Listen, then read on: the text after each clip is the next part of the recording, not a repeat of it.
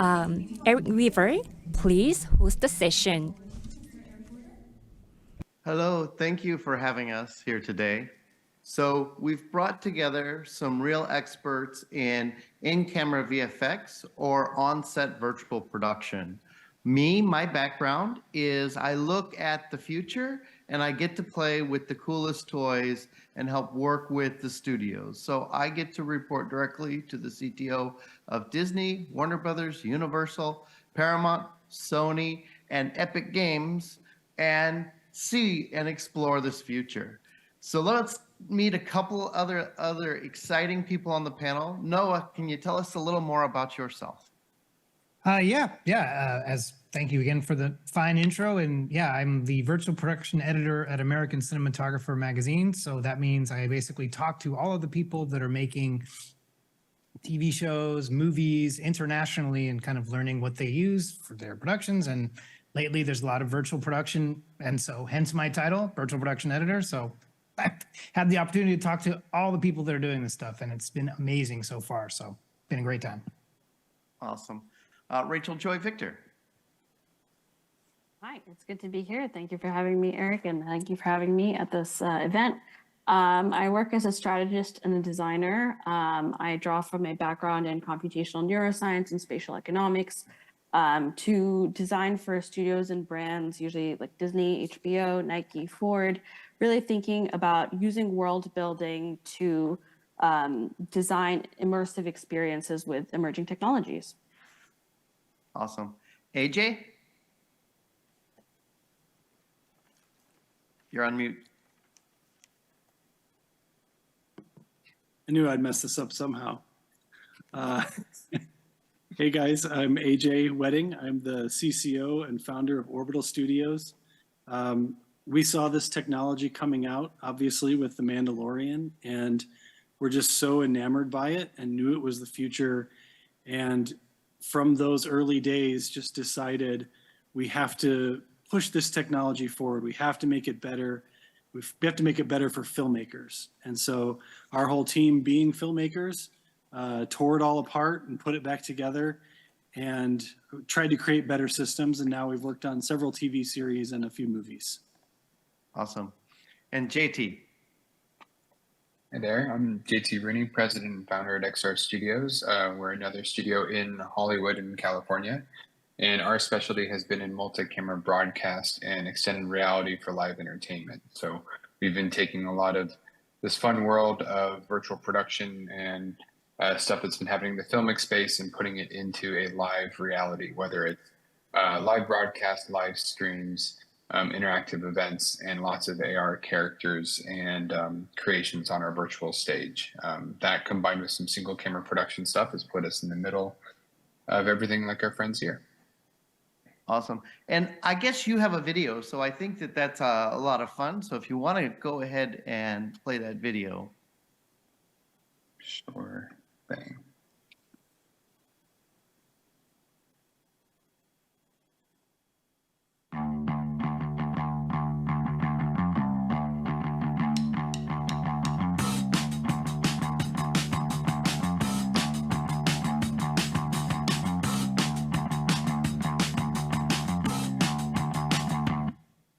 I want you on my rack.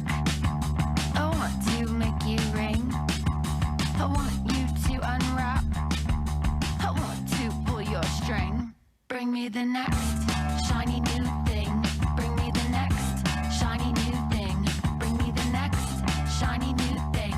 Bring me the next shiny new thing.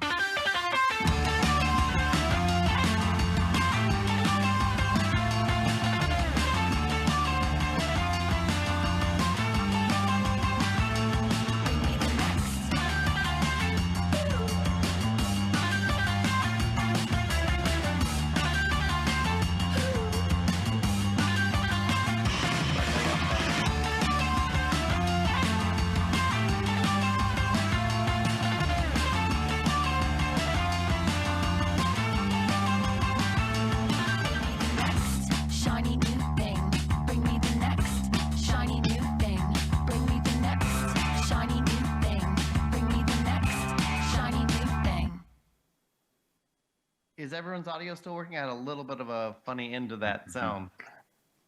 Yeah. Sounds good here. All right, excellent. So, Noah, I was wondering if you could talk about what this field is and what it encompasses and kind of the trends you're starting to see in this area. Yeah, I mean, virtual production is pretty much anywhere where the physical worlds of production and any sort of digital real-time animation of any sort happens. So that could mean you're using a VR headset to pre-visualize your movie. It could mean you're on an LED stage using real-time animation with game engines and track cameras. And yeah, I mean, now we're starting to get into more areas where that's some crossover with the metaverse. Generative AI stuff is happening. I mean, there's just all kinds of cool things that are under this umbrella term of virtual production that we all kind of inhabit. You know, and I have to say, my own personal opinion is that we're at the very beginning of all of this. I think we've moved from Pong to Pitfall at this particular point. In my own analogy of where we are, we're not quite to whatever generation of PlayStation and whatnot, but this is going to be a little also like digital cinema, wherein what we had when we first got it is not what we have today, and what we can do with digital cinema today is actually kind of mind-boggling. Rachel Joy Victor, can you talk about the importance of world building in this environment?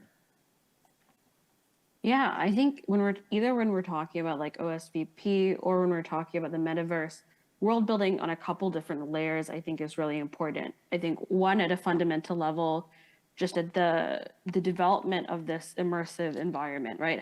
What are the rules of this world? How do we, if we're telling a narrative like we are in film, we're telling a linear narrative, but going beyond what's like written on the script to like ask questions about that, based on that, about the world. What is the economy? What are the resources? How do people get around?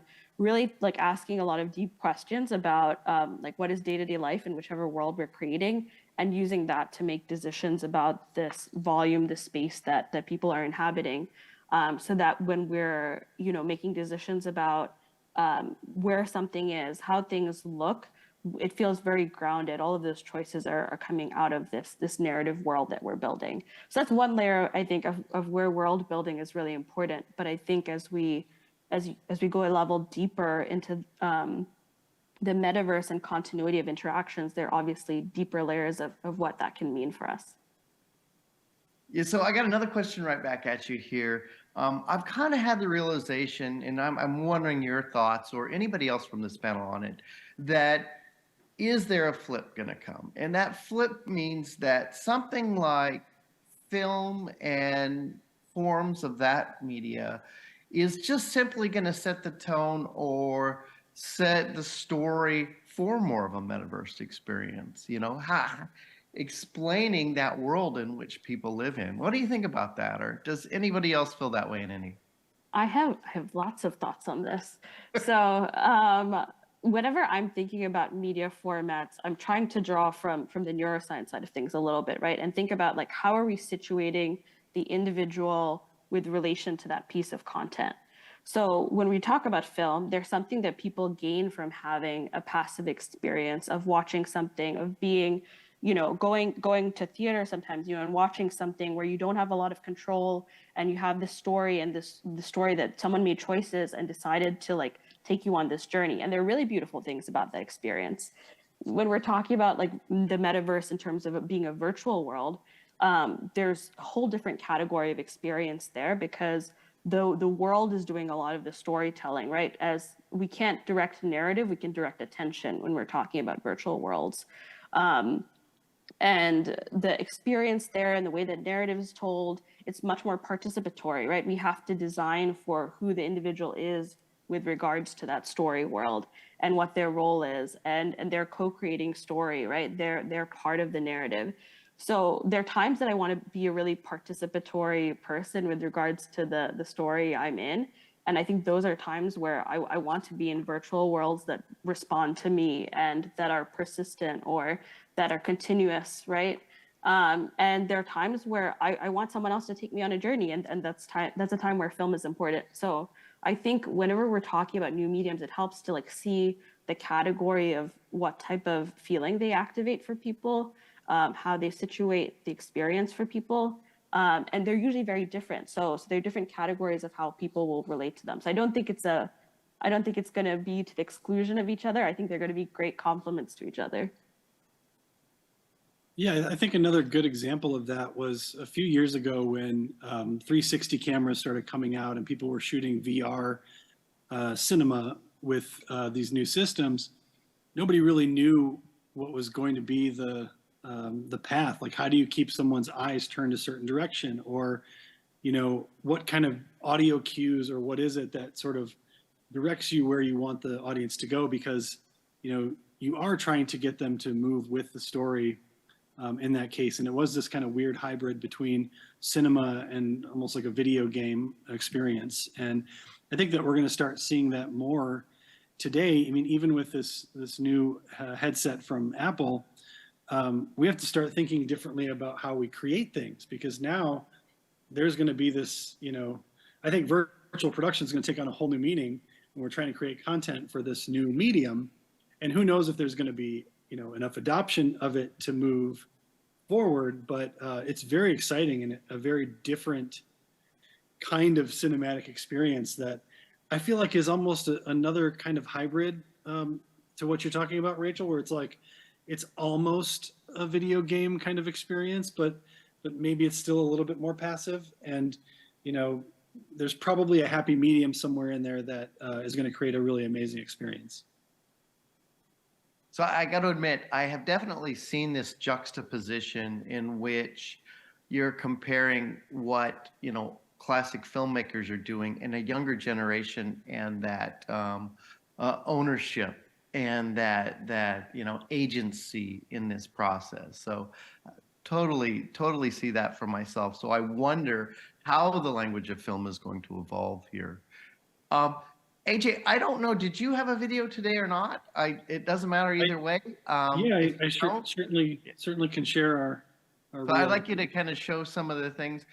One of the things that I've personally noticed in the trends, as stages are beginning to become very specific to specialties, kind of along a spectrum from cinematic to broadcast, with XR, theater, other mediums in between, independent filmmaking. And so that's what I love about having AJ and JT on this one.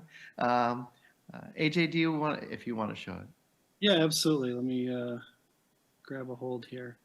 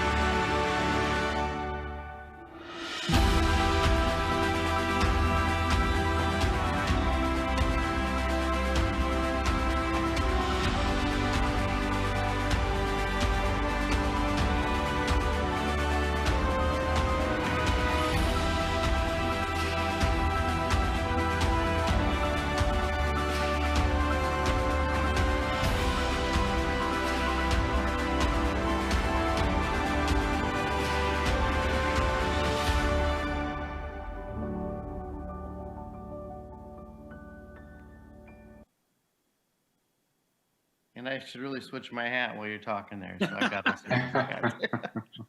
Nice, I like that. So tell me kind of what you feel like your stage is slotted into, or what is it focused on that it really gets to shine at? Yeah, I think that's really why JT and I complement each other so well. Is whereas he's going after the broadcast side of things, we're very much aimed at the cinematic side of things. And I think in both cases we're pushing the boundaries constantly. I mean, the thing that we have to do as filmmakers and technologists is every time something new comes out, we have to play with it, we have to understand it, and it has to be developed with filmmakers in mind. Because I was just speaking at another event yesterday, and someone brought up a really good point. AI is not going away. Digital cameras didn't go away because DPs didn't like them. What you have to do is figure out what this technology is and figure out how you can grasp it and help shape it, as opposed to be run over by it. Because if you decide you're not going to be a part of it, then it's going to go to a whole bunch of people in a dark room somewhere, and they're going to develop it their own way, and you're not going to have had any say in it. So, and right now there is so much happening all at once. It seems like virtual production just started a few years ago, and now we're having fully, virtual characters performing on a wall live, live mocap, and And is that exactly what's happening with the robot? I know you briefly showed that, but it's yeah. So we did a scene that we keep having these sort of what if moments where it's like, well, what if the actor could actually perform that live with the actress in front of the screen? And lo and behold, it works. And it just, there are so many things that are possible because you can move the world. That every day it seems like you're doing something new and exciting, and helping to push that forward. Epic has been really good about listening to the requests that we all have, and hey, can you make this faster? Can you make this a little bit more intrinsic to filmmaking? It's a fascinating time to be involved in this stuff.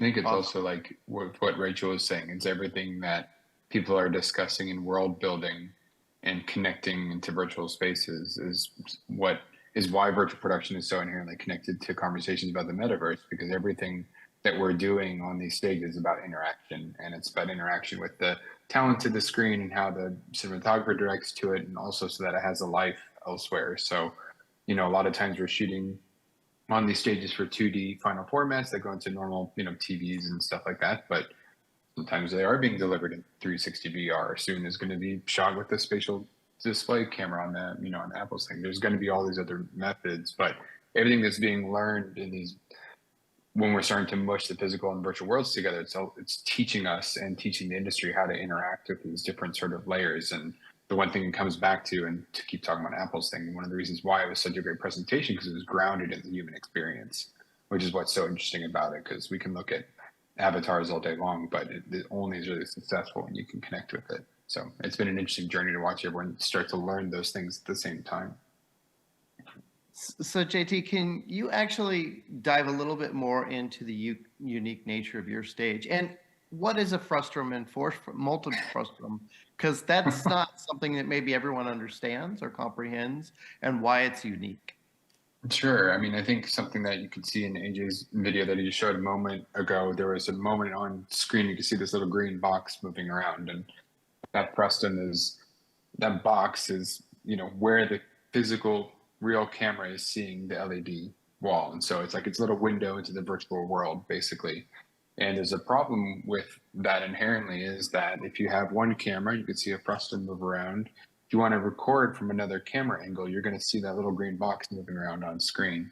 And so what we've been working with in the broadcast space, and actually in commercials as well, it's been helpful, is that being able to do multiple frustums and multiple layers at the same time is something that we've been working on our stage. So using a technology called Ghost Frame, we're able to sync up essentially flickering and really fast screen movements so that multiple cameras can see different things at the same time.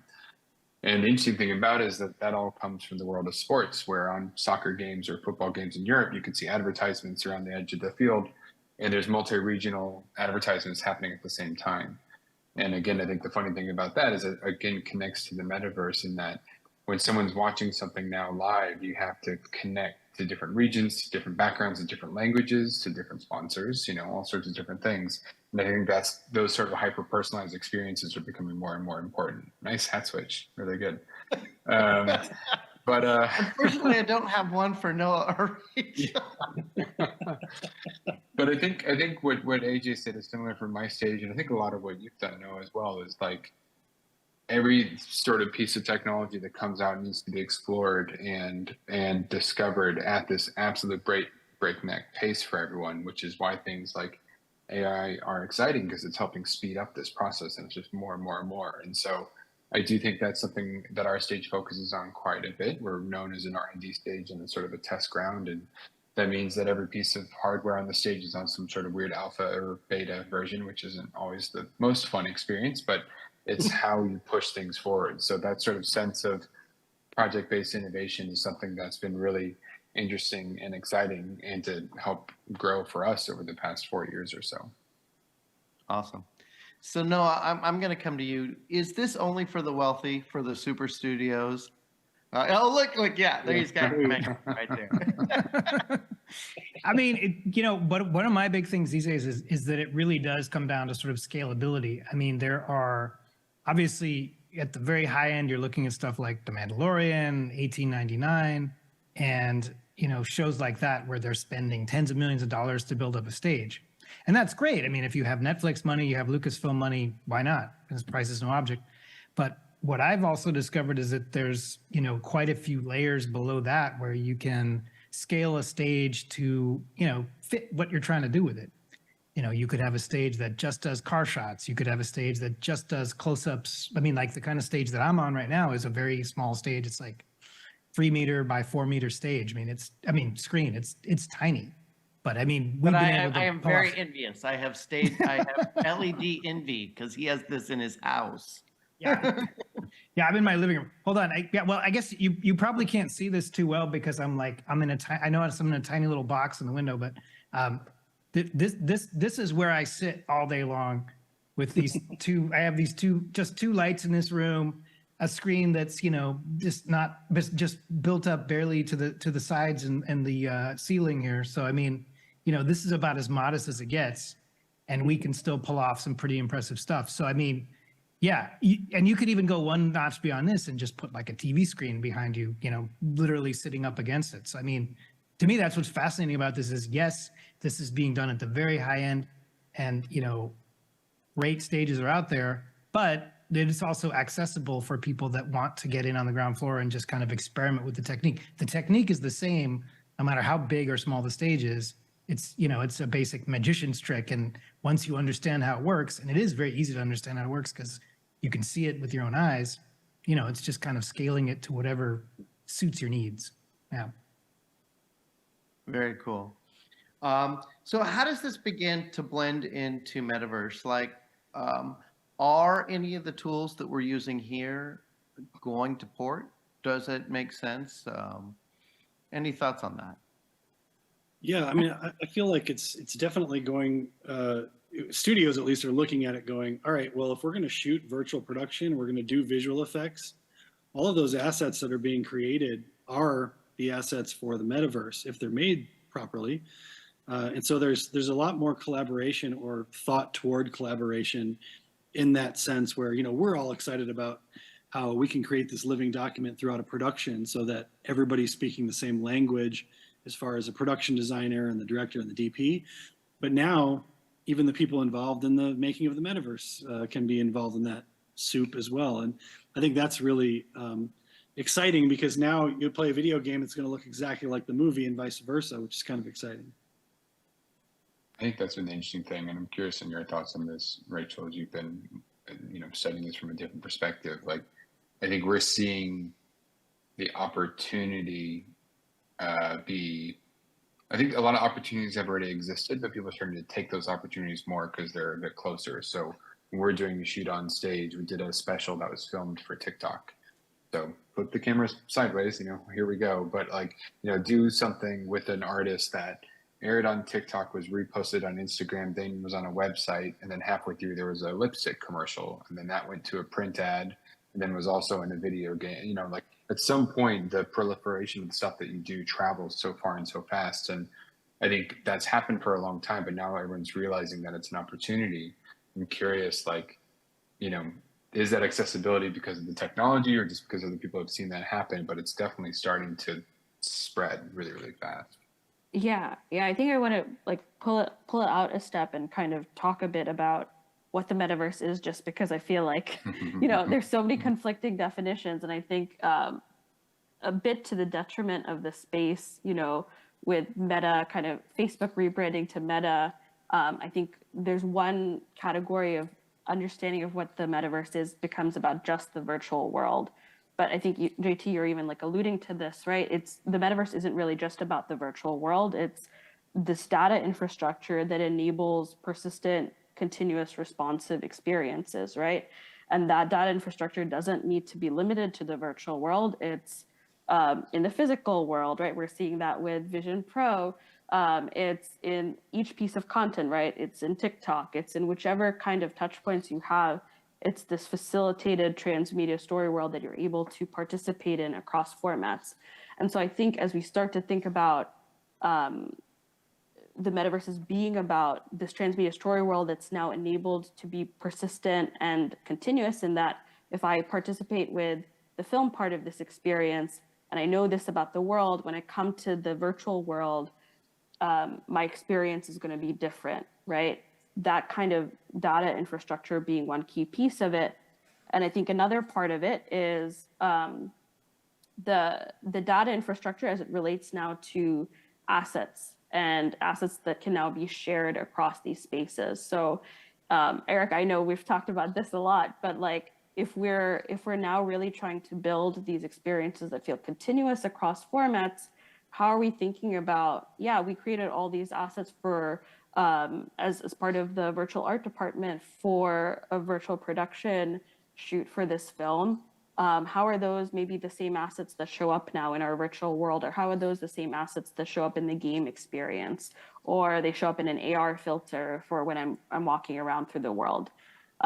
So I think as we kind of think about each of these as expansive definitions of the metaverse, there's really a lot of overlap and a way to think about continuity, both on the production side and then from the user side, in a really interesting way. Absolutely agree with that. I totally see complex VAD builds being pre-sold, kind of like licensing rights currently are to European or Asian conglomerates, so that they can fund these things. So I think that will be the future as we kind of step forward a bit. No, there's a layer. Sorry. Oh, sorry. I was just gonna say a layer to that as well is that, you know, bringing us into what's happening on the on-set virtual production side of things. A lot of the technology that's being developed on set, we're seeing grow into other areas as well. At XR Studios, we do a lot of work with AR for broadcast as well. So watching Monday Night Football and seeing a giant Gillette razor laying on the field and stuff like that, like the same technology in the studio is traveling outside of it, and combine that with what people are seeing, you know, in person, like you're saying, Rachel, like you go to Times Square, Piccadilly Circus, and you see the anamorphic billboard illusions that people are doing. Those sort of conversations are really, really transferring, where you see a billboard and it's a Fortnite skin. You can buy that skin in Fortnite then, but you saw it on the street and now you're wearing the same thing. So I think it's like the little tech aspects of it that are changing, but also the adoption and the sort of like mental awareness of all of it is super helpful. So I think another interesting thing is the economics of the metaverse. And even if we can't quantify the larger problem here, if you simply take a subset such as Fortnite, you look at that and someone like them is doing a couple of these tricks. Like, for example, creating identity through physical brands like Balenciaga and carrying it into this digital space. But at the same time, something like that, a chapter every 10 weeks releases makes roughly $600 million. And that's a really genuine economic impact for a digital object. Any thoughts on that? I mean, I think that Epic Games knows exactly what they're doing, and I think that everyone is wondering what this infrastructure of the metaverse is going to be that Rachel was talking about, and I think that there are probably 3 or 4 companies that are all trying for it to be them, and I think Epic Games is one of them. I think their release of UEFN proves that they're really trying to get people to be building those things in there. They're also offering pretty lucrative splits to creators as well, which include all of the Fortnite money that we're talking about. And I think that's part of trying to build that out as that what we're going to call the metaverse or whatever we're going to call it.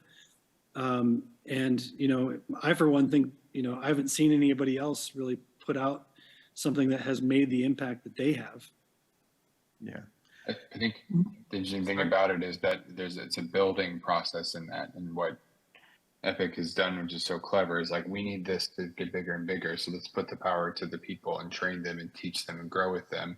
And it's the same thing with the Vision Pro release this week, is that there's just this sigh and sadness for everyone, like, oh, it's not out until next year. But the reality is all the developer kit tools are out now, and so they are now able to help put training wheels on an entire ecosystem to make sure that by the time the release happens, it's going to be successful, it's going to be meaningful. The design principles are posted, so everyone's sharing like what spatial design is. And that's been the thing that's just been resonating so much this week with all of the conversations, is that the technology is being purposely bottlenecked in a way so that when it is out, it's not going to be a stumbling block. It's going to be a explosion. Maybe we'll see, but the idea is. JT, I can't wait to see your first spatial project. I absolutely love just the idea of using a tool like that to rebuild VAD worlds. You have it on the stage, you're pulling things out of digital libraries, you're throwing it there, you're changing the HDRI image, all that stuff by looking into the goggle, doing that kind of remote scouting thing. But Noah, can you tell us a little bit more about what UEFN is in case people don't know?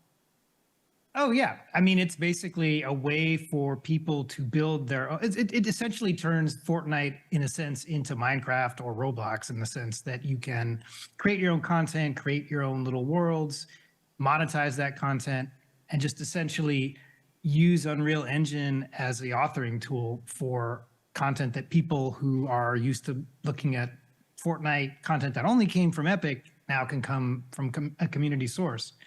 It just kind of opens up that potential for people to make new worlds that aren't made by Epic, but have the opportunity to be seen by this massive audience of Fortnite users, and potentially become a kind of gig economy of sorts for people.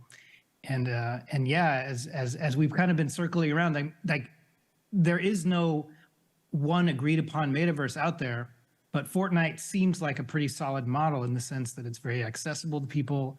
People enjoy it. It's very popular. It has a big audience. So, I mean, if that is what ultimately becomes the metaverse of sorts, and we get, better and better technology to look at it and more interesting ways to interact with it, then, that seems like a good way to get there. And incentivizing the people who are playing in these worlds to actually make these worlds, that strikes me as the smartest approach, because it's going to continue to feed, and there's always going to be a new thing to see, and hopefully an attraction for people to keep those worlds going. Because I think we can all see, like, Meta kind of failed in the sense that you go to some of these worlds that they've created and they're completely empty.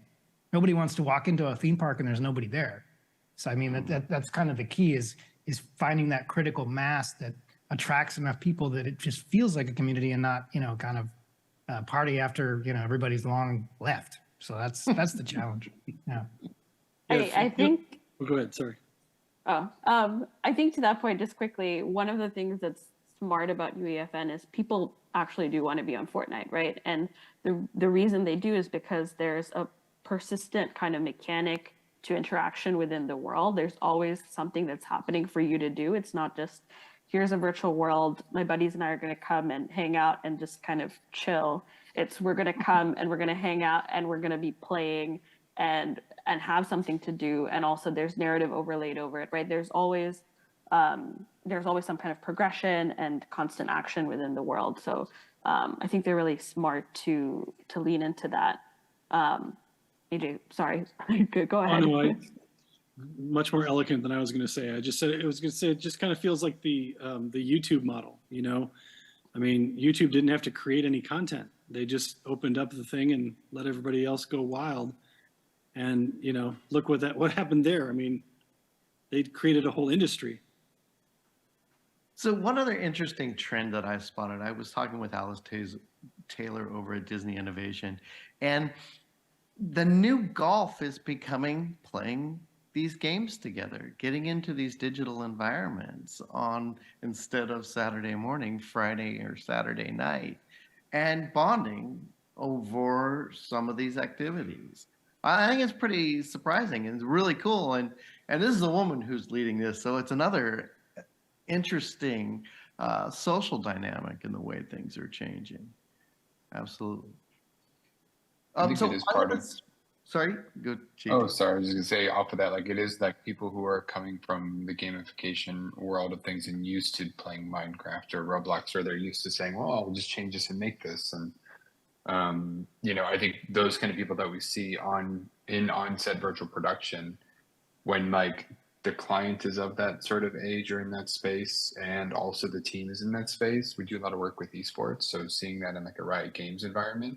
It's amazing how fast things go, because all of a sudden everyone's like, oh yeah, we do this and do this and this.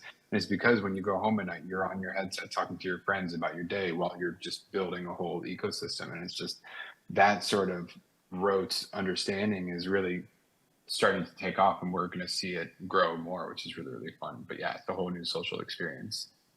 And I think So, to your point, oh, sorry. You can go. I think to your point, Eric, about what makes this compelling is that because of the technology we have, we're able to be individuated also within this experience, right?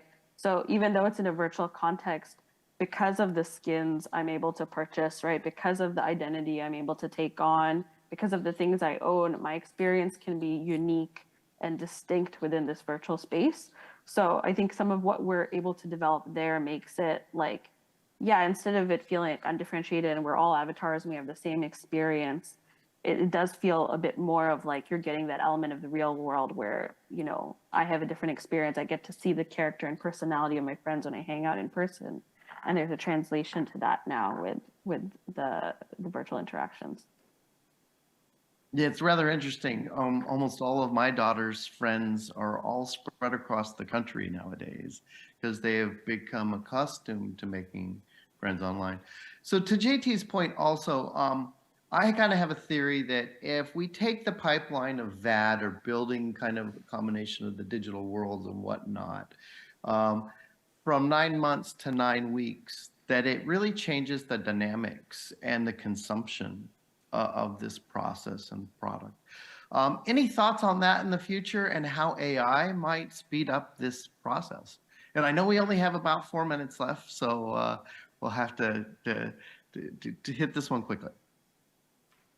Well, that's something we've been pretty focused on. I know JT has done some cool AI stuff as well. I think for us, you know, we partnered with a company here called Narwhal Studios, as well as Rochu Studios, in order to create a faster VAD pipeline. I think, you know, we always just look at it from the filmmaker's perspective and what's the biggest roadblock. And, you know, there are several that we've tackled thus far, and this is the next one. You know, we're doing our best to make this VAD process faster. And I think if you keep it as an all Unreal VAD pipeline, then it's way faster. And we want to keep these things out of a black box where nobody knows what's going on, you know, while these people are creating things. And so that's our whole thing, is to create as much transparency as possible, keep this thing open and use responsible AI. And, you know, I think JT probably has more to say about the AI stuff. Yeah, I mean, I think we're all seeing it pretty quickly, and everyone's getting their different looks at it. And last October, we helped a great company called Sehongli make a tool called Kubrick, and that's grown and evolved a little bit to do text-to-image based work. But someone showed me last night a voice-to-image piece that was great, and then another person had as a text-to-3D thing on a wall that I just saw yesterday as well. So who knows? That with the world of nerfs and stuff like that, it is interesting to see what will happen and how it grows quickly. But I think a lot of people in the tech spaces and the design spaces are really, people might think that they're worried or scared or threatened by AI, but I've seen a lot of people really embrace it and do some amazing things with it really quickly because I think it's needed. I don't want to roto out something every day for the rest of my life. I'll let the computer do it. It's just fine. JT, you actually casually dropped the word nerf. Noah, can you tell us what a nerf is? Noah's the master of all knowledge. He's just out there constantly. So. Oh yeah. Yeah, NERFs are neural radiance fields, which are just essentially a different way of modeling 3D environments and models where we take reference photography, but we're also using a lot of machine learning and neural networks to sort of take that reference photography and make like a supercharged version of photogrammetry. And obviously, when you're dealing with something like a VR headset, the idea of having an environment created that can be viewed from any perspective and still look realistic is obviously very attractive because you want things that are in the field of view of that headset to seem just as real as the room that you're moving around, that they're being, superimposed onto. So yeah, it's one of those technologies that I think is sort of in its infancy right now, but will ultimately become something very critical for all the stuff that not only is going into headsets, but is forming the basis of the environments that end up on LED walls. So yeah, and the cool thing is that since it's a fairly new thing, it's been designed in mind with the way people are used to sort of building these things today. Like instead of having it be a very complicated system of you go with very high-end still cameras and you shoot up thousands of stills and you kind of collect those into a folder and then you run these processes on them.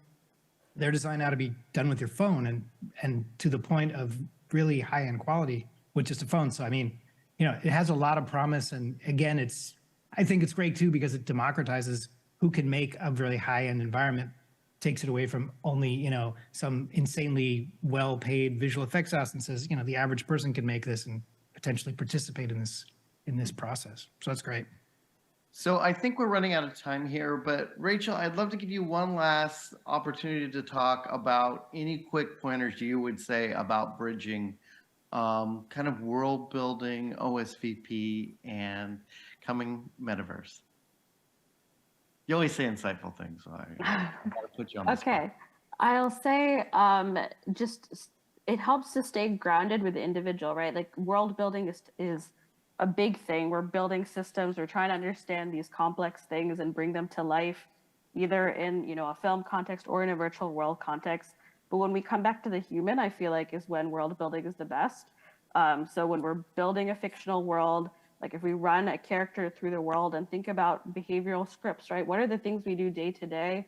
How are those things different in this world? That's a great grounded way to start the process of like building out the nuances of worlds that feel real and lived in and that people want to spend more time in. Awesome. Well, thank you everybody for helping me with this panel today and sharing your wisdom. These are some of the best people practicing this art out there in the field. And so I highly suggest you look them up and learn more about what they're up to. Thank you. We Thank thank you. you so much. Thank you. 큰 박수 부탁드립니다, 여러분. Please give them a warm round of applause to the 5 panelists for their wonderful conversation.